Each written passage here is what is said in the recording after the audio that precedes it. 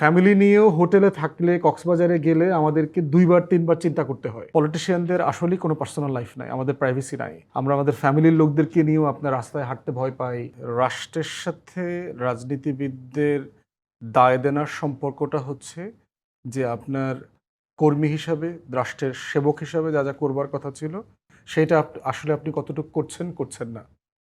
তারেক রহমানের ব্যাপারে এক্সাম্পল দিয়েছেন। আমরা দেখেছি গত আওয়ামী ফ্যাসিবাদের আমলে এবং তারও আগে ২০০১ থেকে ৬ বাংলাদেশের গণমাধ্যম কিভাবে বেগম জিয়াকে প্রত্যেক দিন এরকম মুখটা গোল করে বেলুনের মতো গোল ঠোঁট করে প্রত্যেক দিন কার্টুন আঁকত। তারেক রহমানকে ঘিরে কিভাবে প্রোপাগান্ডা করে তাকে হত্যাযজ্ঞ করেছে, তাকে চোর বানিয়েছে, হাওয়া ভবনের দুর্নীতির বিশাল কেলেঙ্কারি। কিন্তু ১৭-১৮ বছর ক্ষমতা থাকার পরে দেখলাম যে কোনো জিনিস সলিডলি প্রমাণ করতে পারে নাই আওয়ামী লীগ সরকার। তার টোটাল ইনস্টিটিউশন এখানে ছিল। একইভাবে দেখলাম যে আপনার নির্বাচনের আগেও এরকম ঘটনাগুলো ঘটেছে। এই দল ওই দলকে বটবাহিনী দিয়ে ঘায়েল করা খুবই গুরুত্বপূর্ণভাবে এবং পার্টিকুলারলি এটাকে ইলেকশনে ড্যামেজ করবানোর চেষ্টা করা আছে। বাংলা কিউআর যেখানে নগদ পেমেন্ট সেখানে সারা দেশে ১০ লাখেরও বেশি মার্চেন্টে নগদে পেমেন্ট করুন খুব সহজে। আল্লামা মামুনুল হক সাহেব আছেন, খেলাফতে মজলিসের যিনি আমির।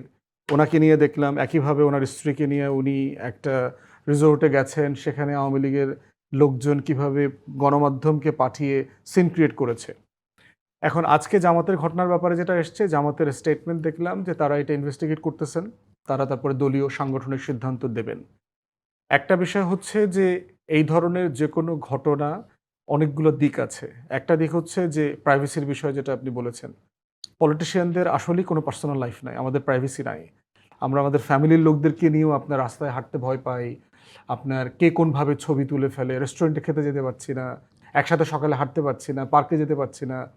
তো এই ধরনের মানে ফ্যামিলি নিয়েও হোটেলে থাকলে, কক্সবাজারে গেলে আমাদেরকে ২ বার ৩ বার চিন্তা করতে হয় যে কাউকে জানাবো কিনা, কেউ জানবে কিনা, দেখবে কিনা, এই বিষয়গুলো আছে।